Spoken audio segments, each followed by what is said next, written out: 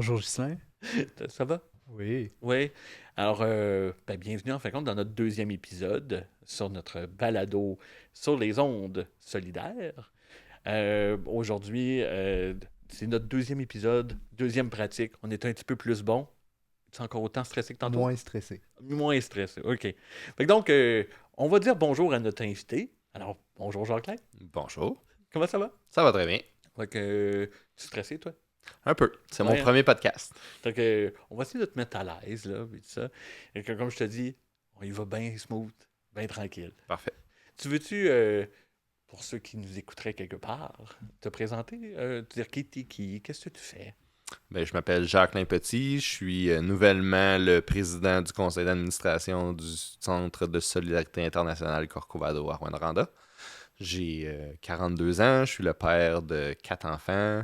Ça fait 27 ans cette année que je suis avec ma conjointe. Eh, là. Fait que c'est un peu ça mon pedigree, je Ah pense. ouais!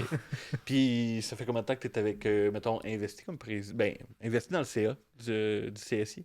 Moi et Marie-Hélène, ma conjointe, on est devenus membres administrateurs du conseil d'administration quand on est revenu de notre voyage. On a fait un voyage autour du monde avec les enfants pendant une année. On a fait une année sabbatique, dans le fond, là, puis on est parti pour Ok. voyager avec les enfants. Fait que cette expérience-là, dans le fond, nous a comme donné l'envie de s'impliquer dans ce genre d'organisation-là. Puis c'est ma tante, Joanne Petit, qui était dans le conseil à ce moment-là, qui nous a approchés pour nous dire Hey, tu sais, il nous manque du monde dans le CA. Fait que voilà, c'est comme ça qu'on en est venu à embarquer il y a environ 2 ans. OK. C'est intéressant. J'ai une question comme ça. Qu'est-ce que vous avez vu dans les pays que vous avez visités qui vous ont dit Ah ouais, ben faut faire quelque chose. Faut que je m'implique. Faut que. En fait, c'est sûr que tu es confronté dans certains endroits à de la pauvreté vraiment très intense. Là. Tu sais, on est allé en Namibie, puis tu sais, tu te stationnes pour aller, je sais pas moi, à une épicerie, puis là, t'as des gens qui viennent te voir, qui viennent te demander de l'argent. Tu te fais accoster dans l'épicerie pour savoir si tu peux acheter une poche de riz à leur enfant. Tu sais, ça a été des drôles d'expériences comme ça. Puis, tu sais, ce qui a été l'expérience la plus marquante, puis qui nous a amené à vouloir s'impliquer plus, ça a été qu'en Colombie, dans le fond, on a fait un mois d'aide humanitaire avec une organisation qui s'appelle Underground, qui vient en aide, dans le fond, aux gens qui sont impliqués dans la crise migratoire là, entre le Venezuela puis la Colombie, puis en fait, qui s'en vont un peu n'importe où pour espérer avoir une meilleure vie ailleurs. Fait qu'il y a beaucoup de gens qui marchent, donc des caminantes qui marchent puis qui s'en vont à pied en espérant trouver mieux ailleurs que dans leur pays. Fait que eux sont comme à la frontière entre le Venezuela puis la Colombie, puis ils viennent en aide là, à ces gens-là, juste pour de l'aide d'urgence, de dire, ce soir, au lieu de coucher dehors, tu vas coucher dans un lit, puis on va s'occuper de tes enfants, puis on va te nourrir, puis on va te soigner si tu as besoin de te faire Hmm. soigner, on va te donner une paire de crocs si tes souliers sont rendus à la semelle, ce genre de OK. choses-là. Puis vous avez fait quoi? Exactement. Mettons, dans cet organisme-là, là, c'était toute la famille ensemble. Ouais, dans le fond, c'était leur première expérience à avoir une famille au complet qui venait s'impliquer. Fait que, tu sais, dans le fond, il y a toutes sortes de choses dans lesquelles ils s'impliquent là, dans la communauté où ils sont installés. Il y a 3 refuges, un dans la ville de Pamplona à proprement parler, puis 2 qui sont vraiment comme à une vingtaine ou une trentaine de kilomètres de la De ville la ville, OK. chacun. Fait que dans le fond, c'est comme ça devient comme des stops de une journée. Fait que pendant ces 3 étapes-là, ils savent que, bon, OK, là, on est ici au shelter. Fait qu'on lui dit, quand tu vas arriver à Pamplona, il y en a un autre. Puis quand tu vas partir, il y en a un autre. Fait que là, au moins, ils ont ces 3 jours-là où ils savent qu'ils peuvent être pris en charge puis aider. Fait que, tu sais, c'est vraiment les recevoir au shelter, leur faire à manger. Souvent, il y avait une petite place avec une salle de jeu, mettons, fait que, pour que les parents puissent avoir une pause puis Ah, OK. pouvoir avoir un break des enfants qui ont ses épaules ou qui trimballent pendant toute la journée. Fait que là, souvent, les enfants, ils étaient là pour jouer avec Avec les les autres enfants. enfants, finalement, là, ou tu sais, nos plus vieux, les garder. On a fait de la vaisselle, on a ramassé des déchets, on a fait un paquet d'affaires. Puis l'interrelation que vous aviez en fin de compte avec les autres, parce que là, vous n'étiez pas les seuls à aider. Là. Non. Hein? Puis ça venait d'autres pays ou c'était des Colombiens? Ceux qui s'occupent des shelters, c'est des Colombiens de la place. Leur but, dans le fond, underground, c'est d'essayer justement d'impliquer beaucoup les gens de la communauté parce que c'est sûr que ça crée des confrontations ou des frictions d'avoir autant de monde qui passe à travers ta ville puis qui peut-être vont vouloir s'établir puis là peut-être te prendre ta job ou ce genre de choses-là. Fait que là, ils essayent vraiment de les impliquer beaucoup pour que ça crée des liens plus calmes et pacifiques là, et faire en sorte justement d'éviter qu'il y ait des conflits entre ces gens-là. Mais après ça, les coopérants avec qui on était, c'était des gens de n'importe où dans le monde. Là. Okay. La personne qui a parti ça, c'est une fille de l'Angleterre. Il y avait des gens de l'Allemagne, de la France, pendant qu'on était là. Une autre Canadienne. En tout cas, ouais. monde d'un peu partout. Ouais. Puis, mettons, t'as-tu quelque chose que tu retires de cette expérience-là, que tu ramènes ici aujourd'hui? Je pense qu'une expérience comme celle-là, dans le fond, ça vient vraiment justement te faire prendre conscience que de ton privilège de personne étant née où t'es né, puis dans la vie dans laquelle t'es, puis que ça vaut la peine d'utiliser ce privilège-là pour peut-être redonner à des gens qui ne l'ont pas pour qu'ils puissent profiter au moins d'une qualité de vie. Ouais, exactement. Fait que, tu sais, ça a été aussi intéressant de le voir à travers le regard des enfants. Eux autres aussi, de les mettre un peu encore là devant leur privilège, de faire comme, ouais, tu sais, finalement, j'en ai pas mal, puis ma vie est vraiment pas compliquée, puis pas dure par rapport à ces gens-là, à ces enfants-là qui ont la même âge que moi, puis qui vivent ça là, au quotidien. Là. Fait que, ouais, ça te donne... C'est une prise de conscience, finalement. Là, puis une prise de conscience que ça vaut la peine d'essayer au moins, dans une certaine mesure, de profiter de ce privilège-là pour aider ceux qui ne l'ont pas. Ça, c'est bien. T'en as dit beaucoup hein? Sur ta belle expérience de coopération. Mettons qu'on en revient un peu vers le CSI. Ouais. Pourquoi on t'a invité en tant que président. Tu peux-tu expliquer c'est quoi le CSI Corcovado dans tes mots? Le CSI Corcovado, dans le fond, le CSI, c'est Centre de solidarité internationale. Donc, c'est une organisation qui travaille à faciliter l'implantation de projets dans des communautés en difficulté dans d'autres pays. Donc, on parle au Guatemala en Amérique centrale, oui. Au Brésil en Amérique du Sud, au Burkina Faso en Afrique. Donc, la raison d'être, dans le fond, de l'organisation, c'est vraiment pas de l'aide d'urgence ou pas de l'aide humanitaire où on va dropper 50 kilos de nourriture, puis après ça, ils vont s'arranger avec ça. Le but, c'est vraiment de travailler sur des projets qui vont perdurer dans le temps, puis qui vont être significatifs pour la qualité de vie des gens là, puis faire du sens pour eux autres, dans le sens où on n'arrive pas en se disant bon ben eux autres ils n'ont pas de puits, fait qu'on va leur construire un puits, puis après ça ils vont être contents d'avoir un puits. On essaye d'arriver avec une approche où la communauté, peu importe laquelle, est tout le temps au centre de ce qu'on va faire pour que tout au long du projet, autant dans la décision de ça va être quoi ou quelle forme le projet va prendre, jusqu'à sa mise en marche, puis sa prise en charge après ça par la communauté, quand nous, on se dégage de l'endroit quand le projet est terminé, ben qu'après ça puisse perdurer, puis que ça soit pas à la merci du fait qu'on envoie des gens ou pas. Il faut qu'après ça, ce qu'on a mis en place, la communauté soit capable d'en profiter par elle-même, puis continuer à faire grandir ça avec le temps. Fait que ça, c'est au niveau de de la solidarité internationale. Je pense une caractéristique intéressante aussi de Corcovado, c'est qu'on est aussi très impliqué dans le local. Fait que on va faire de l'éducation à la citoyenneté mondiale dans le sens où on va partager ces expériences-là ou ces connaissances-là avec des jeunes dans les écoles ou avec la communauté par des activités de sensibilisation, ce genre de choses-là. Comme un podcast. Par exemple, exactement.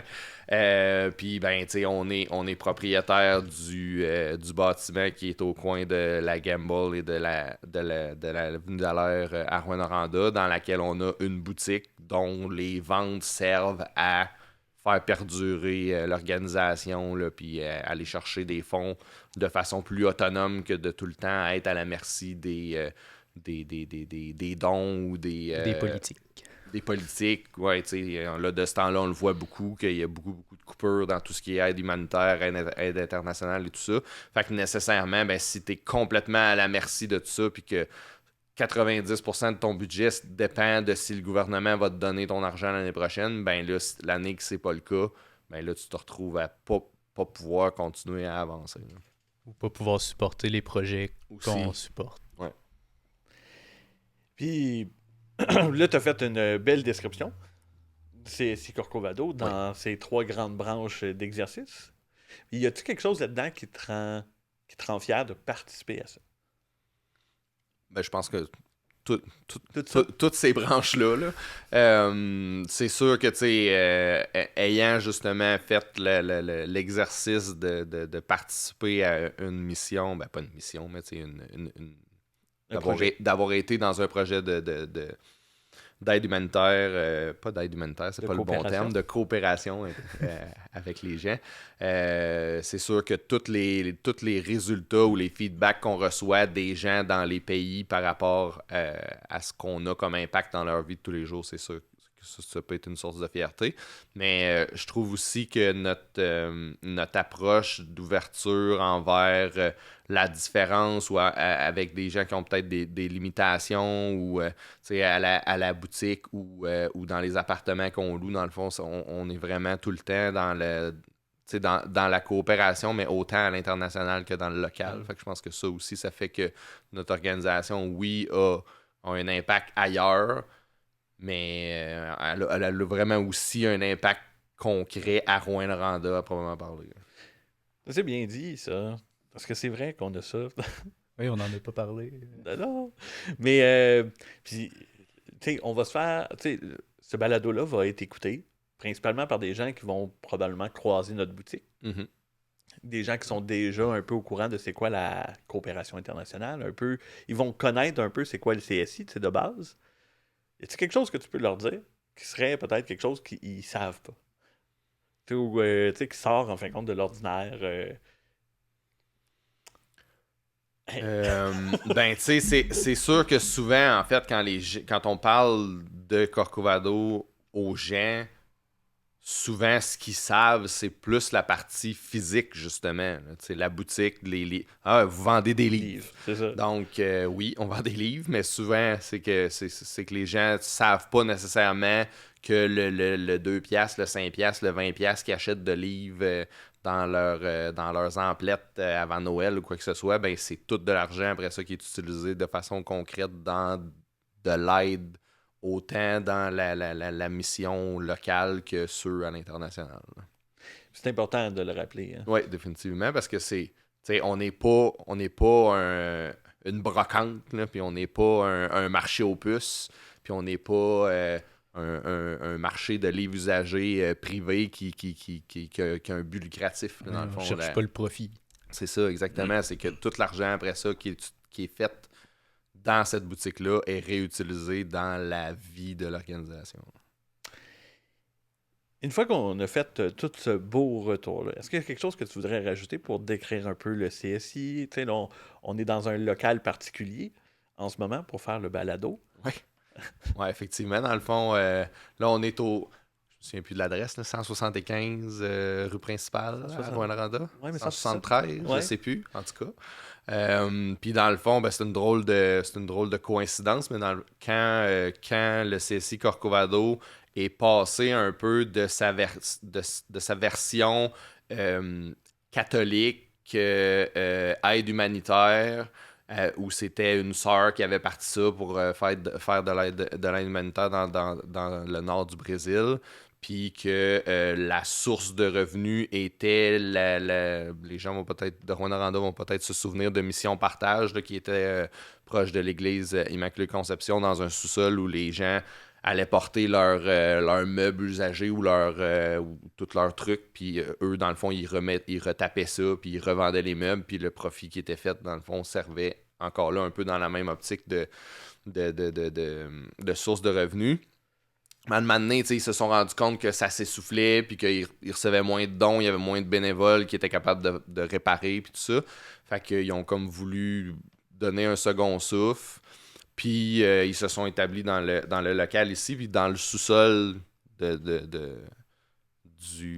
local. Dans le fond, c'est là qu'ils ont commencé en recevant des boîtes de livres de leurs amis, de leur famille, en commençant des églises, des ainsi de suite, à se dire que l'idée de vendre des livres usagés pourrait être une bonne source de revenus pour le futur. Fait que c'est là aussi qu'ils ont commencé à s'impliquer auprès de la COSI, qui sont devenus vraiment comme plus ce que le CSI Corcovado est aujourd'hui, là, vraiment moins porté sur le côté religion ou missionnariat, mais vraiment solidarité internationale, puis coopération, puis ainsi de suite. Fait que ce serait ici là, que la boutique que tout le monde connaît, de livres usagés, a démarré.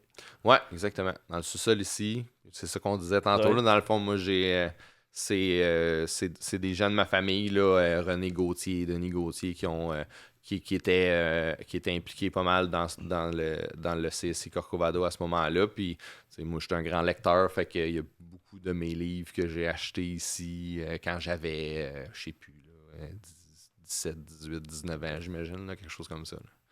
Vous l'avez 16 ans. 16 ans. Là, j'avais, je sais pas, je suis pas capable de calculer ça. Peut-être plus autour de la vingtaine dans ce moment-là. Fait que, puis, t'as-tu premier livre que t'as acheté, te rappelles-tu?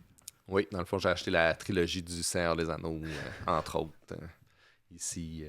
C'est bon, ça. Puis, pour ceux qui nous écouteraient, qui voudraient voir, on l'a aussi à la boutique. Oui, sûrement, en anglais et en français.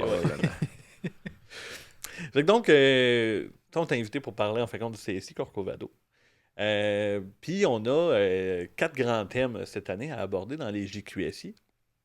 Puis on en a un qui est la paix dans le monde, okay, et les conflits mondiaux et tout ça.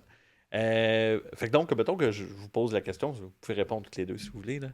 C'est quoi la paix? C'est quoi la paix? C'est quoi la paix? C'est toute une question. Là. Ben, tu sais, dans le fond, la paix, de la façon la plus simple possible, la paix, c'est l'absence de conflit, là, ou en tout cas l'absence de conflit armé, peut-être. Ou, c'est parce que la paix, ça peut être la paix de justement, là, la paix comme ça, ou la paix intérieure, ou la paix entre... Je pense... Ça peut être toutes sortes de choses, la paix, en fait. Puis, ben, c'est ça, tu l'as dit un peu, tu sais, c'est l'absence de conflit. C'est l'absence de conflit ou l'absence de tension. Aussi. Fait que donc, si on part avec ça, là, OK, on va essayer d'extrapoler ça dans le monde du CSI Corcovado. OK? Comment le CSI Corcovado réussit à être un moteur de paix, selon toi? Selon vous? Ben, tu sais, c'est sûr qu'on n'a pas nécessairement d'impact là, au niveau de ce qui est conflit entre les pays ou ce genre de choses-là. Donc, notre impact au niveau de la paix, c'est vraiment plus au niveau, justement, peut-être de travailler à limiter les tensions, comme tu disais, Luc, là, à ce que les gens aient une vie plus paisible. Donc, une vie où il y a moins de problématiques qui vient faire en sorte qu'ils sont toujours dans la survie et non pas dans vivre ta vie puis en profiter. Là. Limiter les tensions aussi, mais aussi créer un dialogue entre nous, d'autres cultures ou d'autres cultures entre eux, qui peut peut-être éviter des conflits. Oui, bien évidemment. Puis tu sais, aussi, tout ce qui est la partie éducation à la citoyenneté mondiale, bien évidemment, plus t'es éduqué par rapport aux autres cultures, par rapport aux autres réalités, ben moins il y a de chances que tu sois comme endoctriné dans quelque chose qui peut venir créer des conflits ou que tu te retrouves à avoir des idées préconçues à propos de X, Y, Z ethnie. Donc, l'éducation, bien évidemment, c'est par là que passe beaucoup d'absence de conflit, là, j'imagine. C'est une bonne façon de le dire, on l'a dit lors du premier épisode. C'est que ça, c'est bien, informer, s'éduquer. Une bonne façon d'atteindre une forme de sérénité aussi face aux conflits qu'on peut voir. Ouais. Ouais, puis tu sais, mettons, un projet, peut-être dans le plus concret, un projet comme celui au Brésil de l'école de musique, là, dont le nom m'échappe là, dans le moment, là, de Boneka. Tu sais, dans le fond, ça, encore là, au niveau local, ben, l'idée étant de sortir les jeunes de la rue, puis de situations dans lesquelles ils peuvent se retrouver qui vont être conflictuelles ou qui vont être violentes ou qui vont être problématiques, en les amenant à venir développer un intérêt pour la musique qui peut les projeter vers quelque chose de plus positif, ben encore là, ça aussi, c'est peut-être quelque chose de concret qu'on fait. Là. Ben oui. Et dans cet aspect-là, tu parlais tantôt, on a autant le volet international, mais on a aussi celui local. Mhm. On crée-tu la paix ici? On crée-tu la paix ici? Je sais pas si on crée la paix ici. Là. Je pense que encore là, peut-être que dans nos initiatives d'intégration puis de loyer à prix modique et tout ce genre de choses-là, on vient peut-être créer une certaine paix dans la vie de certaines personnes spécifiques. Là. Est-ce qu'on collabore à la paix à Rouyn-Noranda pour en parler? Rouyn-Noranda n'est pas particulièrement pas paisible, là, quand même, on va se le dire. Là. On est assez chanceux de ce côté-là. Ouais. Mais encore là, c'est sûr que la boutique peut devenir justement une espèce de lieu d'échange, puis encore là, d'éducation de la communauté qui peut venir aider à aller chercher ça. Oui, ben, on le voit souvent aussi beaucoup avec nos bénévoles. Tu le vois pas tous les jours, là. Nous, on le voit un peu plus parce qu'on est là tous les jours, là, mais les bénévoles qu'on a sont en paix quand ils viennent travailler pour laver des livres ou remettre des livres à neuf. Là. C'est vraiment leur petit moment de sociabilité tranquille dans la boutique. Fait que c'est une certaine forme de paix, de sérénité Absolument. qu'on amène à ces gens-là. Hey, hein? Ça en a fait beaucoup de paix, par exemple. Quand même. Tantôt, t'as dit, tu sais, comme genre, Corcovado, on n'intervient pas lors de conflits armés. Ouais. OK? Est-ce que tu peux nous dire pourquoi? Ou est-ce que tu connais la différence? Pourquoi on le fait pas? Ben, d'un, je pense qu'on serait pas équipé en termes d'organisation. On n'est pas assez gros ou assez solide. Notre budget pourrait pas nous permettre d'intervenir dans des moments comme ça où l'argent doit être disponible instantanément et en grande quantité. Puis de toute façon, ben, je pense que c'est pas la vision ou la mission qu'on s'est donnée. Nous autres, notre but, c'est pas juste de mettre un plaster sur le bobo au moment où il arrive, c'est vraiment de faire en sorte d'être là quand on travaille à la réhabilitation puis à mettre en place des choses sur le long terme qui vont éviter peut-être le besoin d'aide d'urgence. T'avais-tu quelque chose à rajouter? Non, c'est bon. Non, ça Ok. va. Donc, c'est ça, c'est parce que souvent, quand on travaille dans le milieu, on a différents termes pour parler de différents projets. Donc, on a les projets de coopération internationale, t'as l'aide d'urgence et t'as l'aide humanitaire. Fait que c'est 3 volets différents. Puis nous autres, on se concentre principalement sur la coopération internationale. Exactement. J'aimerais ça, tu sais, on parle de paix, puis on parle de l'intérieur, en fin de compte, du CSI. Y a-t-il des modes de fonctionnement ou une façon de procéder à l'intérieur du CSI qui se démarque ou qui pourrait se démarquer quand on parle de paix? Ben, dans le fond, le CSI Corcovado a décidé de construire sa structure administrative dans ce qu'on appelle une co-gestion. Donc, plutôt que d'avoir le conseil d'administration qui est là vraiment de son côté pour dire oui ou non ou voter des choses ou quoi que ce soit, puis les employés qui sont de leur côté puis qui font leurs affaires, ben la co-gestion vient vraiment mettre un peu tout le monde sur le même palier de le même pied d'égalité au niveau de leur c'est quoi le mot que je De leur cherche? vision de l'organisme. Ben, puis aussi de leur La hiérarchie, de le la pouvoir. hiérarchie du exactement de l'administration de l'organisation. Donc, tu sais, on a toujours un employé qui est présent au conseil d'administration pour venir vraiment nous apporter la vision quotidienne et réelle du day-to-day de ce qu'on prend comme décision par rapport à quoi que ce soit. Donc, puis de la même façon aussi, ben, tous les employés, tu sais, on n'a pas de directeur général, mettons. Mhm. On a décidé que tout le monde était des Des coordonnateurs. coordonnateurs. coordonnateurs, donc c'est le terme qu'on a décidé d'utiliser.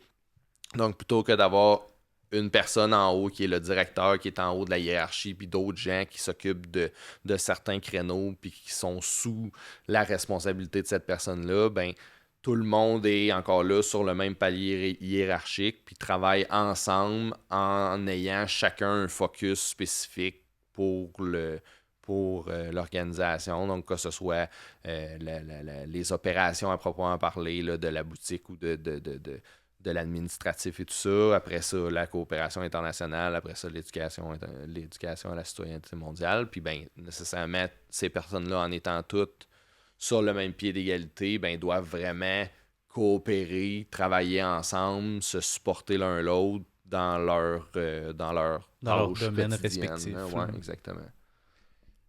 Donc, la paix, en fin de compte, c'est. Là, je dis ça de même, là. OK? C'est juste une manière d'être ou de travailler ensemble.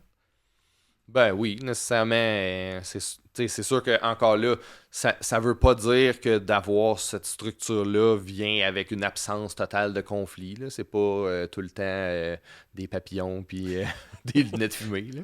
Mais au moins, tout le monde peut s'exprimer sur oui, c'est ce qui ça. les dérange. Exactement. Donc, c'est un esprit d'ouverture à l'autre, puis de savoir que dans le fond, dans l'organisation, tout le monde a la même importance, puis le travail de tout le monde est primordial à ce que l'organisation se rende où est-ce qu'elle veut se rendre. Donc, de cette façon-là, ben, en créant un environnement où ce que tu peux le dire s'il se passe quelque chose, puis tu vas être écouté de façon calme et constructive, puis après ça, on va trouver des solutions, tout le monde ensemble. Ben, tu sais, nécessairement, après ça, si les gens utilisent cette façon de faire-là ou cette mentalité-là dans leur vie de tous les jours ou ailleurs, ben nécessairement, ça fait en sorte de créer moins de conflits parce que le but, c'est toujours de créer un espèce de point d'équilibre où ce que tout le monde est un peu satisfait de ce qui a été choisi sans qu'il y ait une voix qui soit plus importante ou plus... Prédominante. Ou une autre exactement. complètement mise de côté. Ouais, c'est ça. Ce qui souvent va venir créer des conflits qu'on parle autant dans le quotidien que des conflits mondiaux. Là. Souvent, ça part de ce genre de problématiques-là, de un qui pense qu'il est plus fort que l'autre, ou un qui pense qu'il a plus le droit que l'autre, ou un qui pense que l'autre veut pas l'écouter, puis qu'il a décidé qu'il allait, il allait le faire écouter pareil. Ouais. Ça va créer des frustrations, ouais. Puis, là, tu as parlé de cette ambiance-là d'écoute, de respect. Pour toi, tu nous en parles là. Je vais recommencer ma question. C'est dans le sens de dire, pour toi, garder cette ambiance d'écoute et de respect. OK? Ça s'exprime comment? Comment qu'on maintient ça? Mais je pense que c'est quand même... ça part d'une volonté de vouloir que ça fonctionne. Parce que nécessairement, c'est beaucoup plus complexe que de juste dire « Moi, je pense que c'est ça, fait que c'est ça que ça va être. » D'être dans une position où ce que tu te dis, OK, on va entendre les points de vue de tout le monde, il va y avoir des divergences, on va essayer de trouver c'est quoi le point d'équilibre là-dedans, où ce que tout le monde y trouve son compte, puis tout le monde trouve que la décision est positive pour le bien de l'organisation. Ben, c'est sûr que ça demande plus de gymnastique, puis plus d'écoute, puis plus de discussion. Le processus de départ peut être plus long pour la prise de décision quand c'est pas le président du CA qui dit « Bon, ben c'est moi le président, fait que ce qu'on va faire, c'est ça.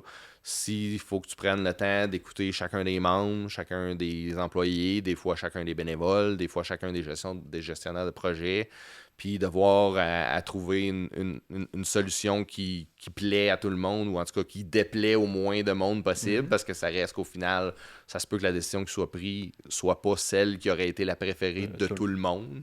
Fait qu'il y a aussi la gestion des déceptions, des fois, de faire comme, ben, moi je pensais que mon idée était la meilleure, mais là, la majorité des gens trouvent que c'est d'autres choses. Ben là, il faut aussi pouvoir gérer, accepter que, vu que c'est une discussion, ben que ce sera pas exactement ce que j'avais en tête, ou que ce sera pas en tout ce que j'avais en tête suite à la discussion qui va être la réalité d'après. Fait que c'est sûr que le départ prend plus de temps, mais normalement, après ça, si tout le monde a participer à la prise de décision, ben après ça, tu peux pas dire genre, ben moi je voulais pas, fait que je le fais pas. C'est comme, on a pris cette décision-là, tout le monde ensemble. À aller de l'avant dans la même direction. Ouais, je pense que le processus de départ est plus long, mais le processus après est plus fluide, va plus loin, plus vite que si la décision était prise de façon unilatérale. Donc, c'est se réinventer à chaque conflit. Quand même. Hein? Voir à chaque question ou à chaque problématique. Ouais. C'est toujours de se dire que dans le fond, la vision ou la façon qu'on fait les choses est toujours en mouvement, puis peut changer d'une journée à l'autre. Un mois, on peut avoir dit qu'on fonctionnait de telle façon, puis là, ben, quelqu'un amène le point que finalement, pour X, Y, Z raison, c'est pas la meilleure façon de faire, ben, on refait la discussion, puis on se dit, ouais, c'est-tu finalement, à cause de l'expérience qu'on a eue dans la réalité du day-to-day, c'est vrai que ce qu'on avait pensé en CA, finalement, ça s'arrime pas à la réalité, fait qu'on va faire ça de façon différente. Puis là, ça, on parle de CA, on parle de conseil d'administration, puis tu sais, il y a des gens qui nous écoutent, là. Y a-t-il des postes disponibles dans ce CA-là? Oui, il y a des postes disponibles. On a eu des mouvements de membres. Tu sais, dans le fond, c'est la réalité de tous les conseils d'administration dans toutes les organisations. La recherche de bénévoles est tout le temps quelque chose c'est quelque chose de constant. Dans le fond, on a toujours besoin de gens pour s'impliquer.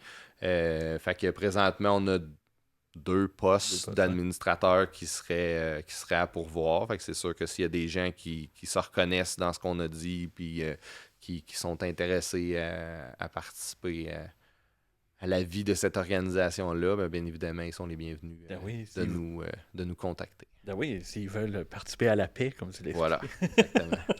Puis là, je vais donner des petites infos là, vite fait. Là. Pour être membre du CA, il faut d'abord être membre. C'est 20$ par année. On peut payer ça à la boutique ou sur Internet. Voyez notre site Internet, c'est marqué. Puis l'Assemblée générale, c'est le 26 novembre 2025. Fait que, voilà, c'est donné. Je l'ai donné ça. Vous avez le temps d'y penser encore. Vous avez un mois pour décider. C'est ça. Venir payer votre membership puis participer à l'Assemblée générale. Fait que si on en revient un peu sur le côté solidarité, coopération internationale et la paix, hein, si on mélange ça ensemble, y a-tu quelque chose que tu aimerais, une fois que le monde va avoir écouté le podcast, qu'ils gardent en tête? Mais dans le fond, je pense que depuis un certain nombre d'années, on voit de plus en plus une espèce de clivage qui se fait beaucoup moins de... Tout le monde est campé dans un blanc, dans un noir, ou dans un gauche ou dans un droite, puis je pense qu'au final, tout le monde serait gagnant de prendre cette ouverture à l'autre, puis cette ouverture au dialogue, puis cette écoute-là dans le quotidien pour se rendre compte que finalement, même s'il y a X choses que moi je pense puis que toi tu penses pas, ça veut pas dire que dans plein d'autres points on se rejoint pas puis on n'a pas des intérêts ou des valeurs similaires. Là. C'est dans le fond, si je reviens au voyage qu'on a fait, une des choses qu'on dit souvent, c'est que les gens ont l'impression qu'ailleurs, le monde est complètement différent. Puis c'est ça souvent qui va créer la peur de l'autre, de penser qu'il est dangereux ou que ses valeurs sont complètement déconnectées des miennes. Mais dans la réalité du quotidien, quand tu rencontres n'importe qui, n'importe où, ça reste que c'est les valeurs de base de vouloir avoir une bonne vie, de vouloir que sa famille s'épanouisse, de vouloir que... Ça reste partout vrai, que tu sois de n'importe quelle religion ou de n'importe quelle ethnicité. Fait qu'au lieu de focusser tout le temps sur qu'est-ce qui nous sépare et qu'est-ce qui nous différencie, on aurait bien plus avantage à travailler sur ce qui nous rassemble, puis ça ferait vraiment une grosse différence dans l'espèce de tension constante qu'il y a de ce temps-là. Puis parce que tu parles de cette espèce de tension qu'on est tous noir ou blanc, etc. Est-ce que ça teinte-tu notre travail chez Corcovado? Tu sais, le fait d'avoir toujours cette polarisation-là? Ben, je suis pas sûr que ça teinte notre travail chez Corcovado parce que comme on dit depuis le début, on n'est pas dans cette mentalité-là, on n'est pas dans ce thinking-là. On est justement dans l'idée que on peut collaborer, coopérer tout le monde ensemble pour que tout le monde en retire quelque chose de positif. Fait que tu sais, j'ai pas l'impression qu'on est dans la polarité ou dans le gauche ou droite ou camper sur des positions parce que, encore là, tu peux comme pas vraiment camper sur des positions quand ton organisation ou ton fonctionnement est assis sur le fait qu'il faut qu'on discute puis il faut qu'on trouve un terrain d'entente. Je peux pas rester campé sur ma position parce que y a rien qui va avancer parce que ma position est pas celle du CSI Corcovado. La position de l'organisation, c'est la mise ensemble des positions de tout le monde puis de trouver le point d'arrimage de toutes ces positions-là. Fait que tu peux pas être dans une idée où tu es à gauche ou à droite ou de ton côté puis dans ton espèce de chambre d'écho de on a raison puis c'est nous autres qui pensent de la bonne façon. T'as pas le choix d'être à l'écoute des façons de penser des autres puis de dire OK, ça c'est bon, je pourrais prendre ça, puis ça c'est bon, je pourrais prendre ça, puis moi dans mon idée, ça c'est vrai que c'est un petit peu moins bon, fait qu'on va enlever ça, puis là on va mettre toutes ces idées-là ensemble, puis ça va faire quelque chose qui fait du sens. Puis, tu as tout à fait raison, j'approuve ce que tu dis, mais tu sais, quand on a cette façon de penser-là, qu'on regarde le monde qui est un peu divisé partout, comment on fait pour garder espoir en la paix là-dedans? Il y a des jours qu'on se demande, il y a des jours qu'on ne sait pas. Mais comment on fait? Ben, on n'a pas le choix, en fait. On le fait, c'est tout. Parce qu'en fait, c'est que c'est trop facile de dire de toute façon, ça sert à rien, fait que je vais juste arrêter d'essayer. Je pense qu'il faut s'accrocher justement à tous les petits impacts positifs qu'on peut voir de façon concrète c'est quand on fait, mettons, notre rapport annuel, puis qu'on met ensemble un peu toutes les choses qu'on a réussi à faire dans l'année, ben, on se rend compte que, finalement, on a eu un impact positif dans toutes sortes de choses parce qu'on s'est pas dit, bon, ben, fuck it, ça sert à rien, j'arrête d'essayer. Là. Au final, encore là, de ce temps-là, ça serait comme facile de le faire, là, parce que c'est vraiment, il y a vraiment une tension généralisée de dire qu'il n'y a rien à faire, puis qu'on n'avance pas, puis qu'on recule. Mais d'un autre côté, c'est parce que si tu abandonnes, ça va finir par être vrai que tu recules, parce qu'il y a du monde qui, eux, ont décidé qu'ils n'abandonneraient pas, puis ils vont continuer à te faire reculer jusqu'à ce que eux veulent aller. Ou si tu abandonnes, il n'y aura plus jamais d'avancement. Ouais, c'est ça, exactement. C'est que tu vas rester pris où ce que t'es, puis c'est pas une position où c'est confortable. Fait que faut que tu continues à te débattre maintenant pour finir par te rendre à une position qui est plus confortable, j'imagine.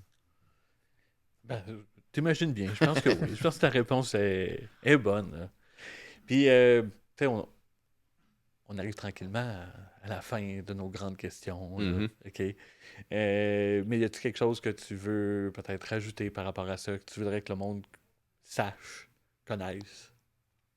Ouais, je pense qu'on a quand même couvert pas mal en long et en large ce qu'on fait de façon quotidienne au CSI Corcovado. Je pense que ce qui peut être retenu de tout ça, puis on en parlait un peu tantôt quand on parlait de la recherche de bénévoles ou quoi que ce soit, c'est que dans le fond, faire ce qu'on fait là de façon bénévole dans n'importe quelle organisation. Oui, on aimerait ça que vous veniez le faire dans la nôtre, mais au final, si notre créneau vous rejoint pas, ben le faire dans n'importe quelle autre organisation, festival, conseil d'établissement de votre école, association étudiante, n'importe quoi. Au final, le travail de bénévole, ta paye, c'est pas de l'argent, mais t'en retires vraiment beaucoup de positif pour ta personne puis pour ton quotidien. Puis tu te rends compte que ton impact est important de façon concrète. C'est super comme message. C'est super, ça. Toi, Luc, as-tu quelque chose à rajouter? Non, j'ai rien à rajouter. Ouais. Fait que donc, moi non plus, j'ai rien à rajouter. Ah, ben, Et parfait. je Va tiens à te clore la discussion. remercier d'être venu, Plaisir. d'avoir pris ce risque-là, d'embarquer dans ce podcast-là. Dans cette expérience. Ben oui, première expérience de podcast. Ça a bien été. Là, oui, ça a bien été. Fait que donc, moi, je vais te dire, comme j'ai dit dans l'autre podcast, là, soyez gentils, puis vous aurez la paix. Parfait. Ça aussi, c'est un bon message. Fait que donc, ben, merci aussi, Luc, Merci. d'être Justin. là. Hein? On va remercier, parce que je ne l'ai pas fait au début, mais on va remercier la COSI et le MRIF pour leur collaboration au JQSI. Et puis nous autres, on va se retrouver samedi prochain avec deux coopérantes volontaires qui vont venir nous raconter leur histoire, comment ils ont vécu leur expérience, qui vont peut-être avoir le même message que ce que Jacqueline nous a ramené. Elles On sont finit par se rendre compte qu'il y a une certaine Similarité. similarité dans tout ça. Puis on va leur parler, en fin de compte, de l'égalité de genre aussi dans la solidarité internationale. D'ici là, prenez soin de vous, soyez gentils et à la prochaine. Bye bye.